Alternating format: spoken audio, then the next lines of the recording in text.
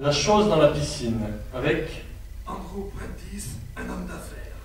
Tony Prentice, son beau-fils. Marie Prentice, sa fille. Philippe Lockwood, fiancé de Marie. Fielding, inspecteur-chef à Scotland Yard. George, maître d'hôtel. Une maison de campagne en Angleterre au début des années 40. Les piscines peuvent être des endroits très dangereux, voyez-vous. Nous avons une piscine dans le sous-sol de notre maison de campagne. Mais vous le savez déjà. Mon père l'a fait construire lorsqu'il a gagné tout cet argent à la bourse 2 ou 3 ans avant sa mort. Doucement, Marie. Mais je veux leur dire, Phil, je veux leur dire pourquoi une piscine peut être des endroits très dangereux. Vous n'êtes pas obligé de dire quoi que ce soit, Marie, comprenez-vous? Bien sûr, mon père n'est pas mort dans la piscine. Mais cette piscine est la réponse au mystère. C'est une petite salle aménagée dans le sous-sol, avec des murs en miroir et des carreaux de mosaïque au plafond. Tony, c'est mon demi-frère, l'homme qui vous intéresse. Tony aimait beaucoup cette piscine. Il avait l'habitude d'aller y nager chaque matin avant le petit déjeuner. Je vous le répète, Marie, cela ne peut vous faire que du mal de parler de Tony. Tout est fini, n'est-ce pas, Phil? Oui, tout est fini. Mais je veux parler d'hier et de l'horrible chose qui s'est produite dans cette piscine. Je veux que vous voyiez cette pièce souterraine avec les lampes se reflétant à la surface de l'eau en perpétuel mouvement et que vous vous laissiez imprégner par l'atmosphère étouffante et confinée et le sentiment d'épouvante qui s'était emparé de toute la maison depuis la mort de mon père. Je n'avais pas très bien dormi, évidemment. Vous vous rappelez, Phil? Je me rappelle. Tony n'était pas encore dans l'eau. Il sortait tout juste de la petite cabine, vêtu d'un peignoir de lin rayé de couleurs vives et chaussé de sandales. Ah, j'ai toujours détesté son insupportable allure de gigolo, sa façon de rouler les yeux et de montrer ses dents comme pour une réclame de dentifrice. Mais jamais je ne me serais attendu. Ah, Dieu sait que je ne m'attendais pas à...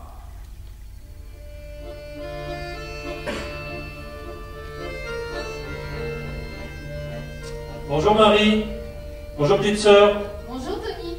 Tu es bien matinale. N'as-tu pas bien dormi? Est-ce que j'ai l'air d'avoir bien dormi? Pour être franc, ma vieille, tu as une mine épouvantable. Peut-être que j'ai des raisons. Viens donc piquer une tête. Ça te remettra les idées en place. Non, merci, Tony. Pas ce matin. Et toi, Phil, il y a un tas de maillots de bain à ta disposition. Enfiles-en un et je te défie à la course sur 2 longueurs de piscine. Ah, ne m'en veux pas, Tony, mais je crois que moi aussi je vais décliner ton offre. D'accord, d'accord, j'essayais seulement d'être amical. Qu'est-ce que vous avez tous les deux? Je ne comprends pas. Tu comprends pas, Tony? Non. Si vous devez vous marier, pourquoi ne le faites-vous pas plutôt que de tourner en rond dans toute la maison comme 2 timbrés en broyant du noir? Pourquoi êtes-vous descendu si tôt si ce n'est pour nager? Je ne sais pas exactement de quoi il retourne, Tony, mais je crois que Marie veut te dire quelque chose. Oh, et à quel propos? À propos de la mort de mon père. Écoute, ma Je vieille. ne plaisante pas, Tony. Je plaisante si peu que j'ai demandé à une certaine personne de venir te rencontrer. Monsieur Fielding, voulez-vous nous rejoindre, s'il vous plaît? À vos ordres, Miss. Très jolie piscine que vous avez là. Très agréable maison aussi, oui, vraiment. Et qui c'est ce gros type à l'œil mauvais? C'est Monsieur Fielding, Tony, inspecteur-chef Fielding, de Scotland Yard. Scotland Yard? Aurais-tu peur, Tony? Non, ma vieille, pas loin du monde, mais je comprends pas. J'admets volontiers, monsieur, que je ne comprends pas très bien moi non plus. Puis-je vous demander, inspecteur Fielding, ce que vous faites ici? Je suis ici, monsieur, parce que cette jeune dame m'a invité. Invité? Elle a écrit au commissaire adjoint de la police judiciaire qu'elle saurait toute la vérité à propos du meurtre d'Andrew Prentice. Si l'on envoyait quelqu'un ici, très exactement à 8h30 du matin, je ne comprends pas la raison de ce 8h30, mais me voici. Et si la jeune dame a quelque chose à dire... J'ai beaucoup de choses à vous dire, inspecteur-chef. Es-tu sûr que ce soit sage, ma vieille? Sage, Tony? Comment cela? Eh bien, si tu as l'intention de t'accuser du meurtre... M'accuser du meurtre? Avouer que j'ai tué mon propre père? N'est-ce pas ce que tu es en train de faire? Tu sais très bien que non, Tony Prentice. Mais tu dois vouloir accuser quelqu'un, ma vieille. Et tu ne peux certainement pas m'accuser moi. La nuit où le pauvre vieux bonhomme est mort, et Dieu sait qu'il était le meilleur père que l'on puisse rêver, mais cette nuit-là... C'était pas ton père, Tony, mais ton beau-père. Cette nuit-là, j'étais à Londres. J'ai justifié à la police de chaque seconde de mon temps. J'ai un alibi aussi solide qu'un roc. Tu ne me contestes pas? Non, je ne le conteste pas. Alors voudrais-tu bien me garder mon peignoir, ma vieille? J'en ai assez de tout ça, je vais nager un peu. Si j'étais toi, je ne plongerais pas dans cette piscine, Tony. Non? Et pourquoi? Parce que ça pourrait être dangereux. Dangereux? À moins que tu n'écoutes ce que j'ai à te dire. Justement, Miss, en tant qu'officier de police, je ne comprends toujours pas. Qu'avez-vous à dire? Si je me rappelle bien, votre père a été tué au 1er étage, dans la bibliothèque. Oui, c'est ce que je veux dire. Il est mort dans la nuit du 16 juillet pendant un orage. Vous rappelez-vous cet orage? Il avait fait très chaud avant qu'il n'éclate. À part les domestiques, les seules personnes présentes dans la maison étaient Phil et moi-même. Tony était à Londres. Je sais tout cela, Miss. Après le dîner, vers 9 h, j'étais dans la bibliothèque avec mon père et il m'avait dit qu'il voulait me parler seul à seul. Avez-vous vu la bibliothèque, inspecteur? Non, Miss, je n'étais pas chargé de l'enquête, mais... C'est une pièce meublée à l'ancienne, avec des portes-fenêtres qui donnent sur la terrasse. Mon père se tenait debout derrière la table, au milieu de la pièce. Il ne se sentait pas très bien, il avait une mine épouvantable. Il a murmuré quelque chose à propos d'un médicament qu'il devait prendre. Je revois la carafe, sur laquelle tombait la lumière, le verre rempli d'eau gazeuse et le flacon avec le médicament. Et puis l'orage a éclaté.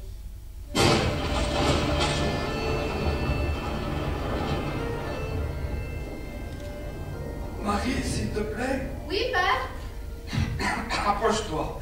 Que fais-tu par les fenêtres? Je les ferme tout simplement, père. Oh, ne t'occupe pas des fenêtres, ma chérie. Viens ici et assieds-toi. Oui, bien sûr, si vous insistez. Père, au nom du ciel, que se passe-t-il? Ah si, Tu as vu que quelque chose n'allait pas. J'imagine que tout le monde s'en rend compte. Je sais que vous êtes malade, c'est tout, et que vous n'êtes plus vous-même, et... Assieds-toi, Marie. Oui, père. J'ai beaucoup réfléchi ces derniers temps, Marie. Au milieu de la nuit, à 2, 3, 4 heures du matin, c'est à ce moment-là que c'est le pire. Réfléchis à quoi? À toi et à Tony. Oui, père, et alors? Je suppose qu'au plus profond de son cœur, ce qu'un homme désire le plus, c'est le respect de ses enfants. Quand il perd ce respect, de deux choses l'une, où il se met à haïr ses enfants, où il se hait lui-même. Mais Dieu sait que je ne te hais pas. Père, de quoi parlez-vous? Je suis fini, Marie. Ruiné. Lessivé. Attends, laisse-moi terminer. Très bien. Une belle maison, des domestiques, 2 ou 3 voitures. Et dans un mois ou deux, plus rien. Je vois.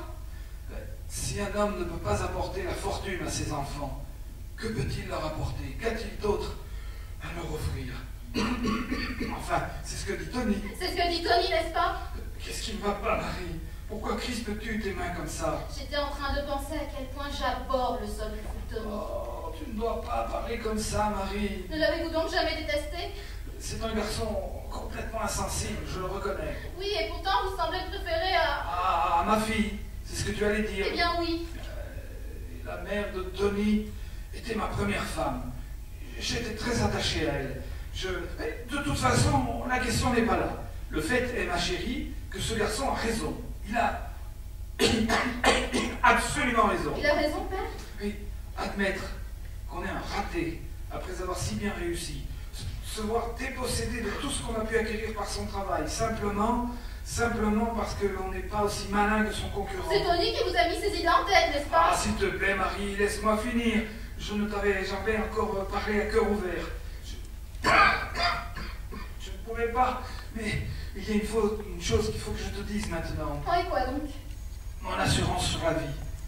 Vous n'aurez rien à craindre, toi et Tony, si quelque chose m'arrivait.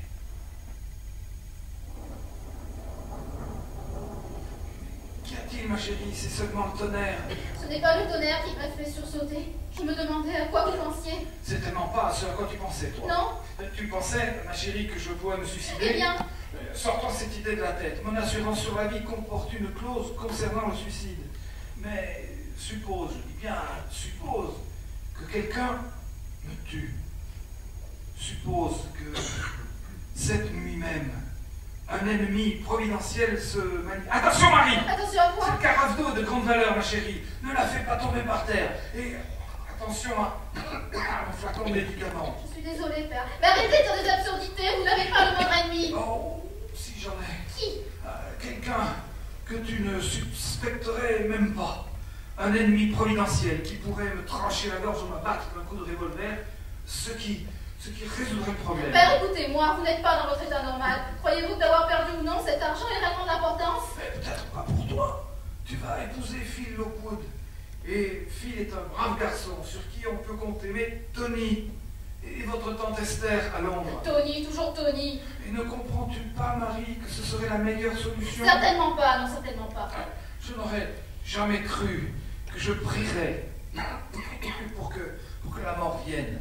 Mais je prie maintenant. Si quelqu'un pouvait surgir à cet instant et faire feu à travers l'une de ces portes-fenêtres. Est-ce pour cela que vous veniez à ce qu'elle reste ouverte? Et j'aurais peur, naturellement, je suis un sacré poltron. Mais si ce meurtrier entrait par la fenêtre ou frappait à la porte d'entrée... Qui est là? Sapristi, qu'est-ce qui vous prend tous les deux? Ce n'est que moi. Phil. Entrez, Phil, entrez. Marie et moi venions juste de terminer notre conversation. Mais nous n'avons pas terminé cette conversation, père, Et écoutez-moi. en fait, j'avais congédié Marie. Je dois prendre mon médicament. Quel qu'ait été le sujet, ce devait être une conversation très intéressante. Vous rendez-vous compte, monsieur, que les portes-fenêtres sont grandes ouvertes? Il s'en rend compte, Phil. Oh, vous devez m'aider. Il s'est mis en tête la folle idée que... Marie, Oui, père. mais ce que je t'ai dit tout à l'heure doit rester entre nous. Nous sommes bien d'accord. Non, pas avant d'être sûr que vous n'êtes pas sérieux. Vous ne pouvez pas être sérieux. Du moins, suis-je sérieux? Lorsque je te demande de sortir d'ici, je vais te prendre par les épaules, comme ceci, t'accompagner jusqu'à la porte, comme ceci. Venez, Phil, et vous mettre dehors tous les deux. Bonne nuit, Marie. Allez-vous m'écouter une minute? Bonne nuit, Marie. Très bien, Marie, racontez. Racontez quoi? Des ennuis se préparent et vous le savez, je ne suis pas très malin, je l'admets, mais j'ai des yeux et des oreilles. Avez-vous entendu ce que nous disions? Non, je n'ai pas besoin d'entendre, nous sommes seuls à présent, dites-moi. Père croit. Nous ne sommes pas seuls. Qui est là? Où? Ben, je ne vois personne. Là-bas, derrière l'horloge de grand-père? Oh, ce n'est que Georges, Marie. Vous n'avez tout de même pas peur de votre propre maître d'hôtel? Je ne sais pas. J'ai peur de tout le monde. Georges? Oui, mademoiselle? Voulez-vous venir un instant, je vous prie? Oui, mademoiselle. Voulez-vous quelque chose de particulier? Non, mademoiselle. J'ai vu monsieur Prentice avec vous à la porte de la bibliothèque et je me suis demandé s'il avait besoin de quelque chose. Vous aurais-je offensé? Non, je suis désolée. Ce sont mes nerfs. Je crains que nous soyons tous un peu tendus. Le tic-tac de l'horloge résonne comme le jugement dernier. On a l'impression qu'il va se passer quelque chose. Écoutez, qu'est-ce que c'était? Seulement le tonnerre, Marie. Phil, je jurais qu'il y avait autre chose en plus que le tonnerre et ça venait de la bibliothèque. Mais c'est absurde. Pardonnez-moi, monsieur, mais je pense que mademoiselle Marie a raison. Il m'a semblé que... Que quoi? Eh bien, monsieur, que quelque chose de lourd tombait sur le sol. Vite, Phil, ouvrez la porte. Je ne sais pas ce que vous avez en tête, Marie, je ne sais pas de quoi vous avez peur, mais quoi qu'il en soit, ne vous mettez pas dans tous vos états parce qu'une lampe ou autre chose a été renversée par le vent. Il n'y a aucune raison de s'alarmer, il n'y a absolument... Avez-vous entendu ce que j'ai demandé? Ouvrez cette porte. D'accord, d'accord, calmez-vous. Père? Et il n'est pas ici, Marie. Et il a dû sortir par l'une des portes-fenêtres. Pardonnez-moi, monsieur, mais je pense que monsieur Crétin s'est bien ici. Et où? Derrière la grande table et le guéridon avec le téléphone. Il est couché sur le dos. Vous pouvez voir le bord de son soulier. Non, Marie, ne courez pas. Donnez-moi la main. Marchez maintenant lentement avec moi et gardez votre calme. Doucement. Autour de la table. Il a du sang qui coule au coin de sa bouche. Marie, écoutez-moi. Oui, Phil. Mais retournez-vous et regardez de l'autre côté. M'entendez-vous? Retournez-vous et regardez de l'autre côté. Georges et moi allons nous occuper de ça. Georges, où êtes-vous? Ici, monsieur, mais je pense que... Oui, j'ai peur qu'il ne soit trop tard. Il vient de bouger, je l'ai vu bouger. C'était une convulsion, Marie. Il n'y a rien que nous puissions faire. C'est fini. Comment est-il? Il a été frappé à la poitrine avec un couteau à large lame. Pardonnez-moi, monsieur, mais je ne peux pas contempler ce spectacle plus longtemps. Mais je dois dire que je m'y attendais un peu. Vous vous attendiez un peu à quoi? Il était déprimé, mademoiselle, très déprimé.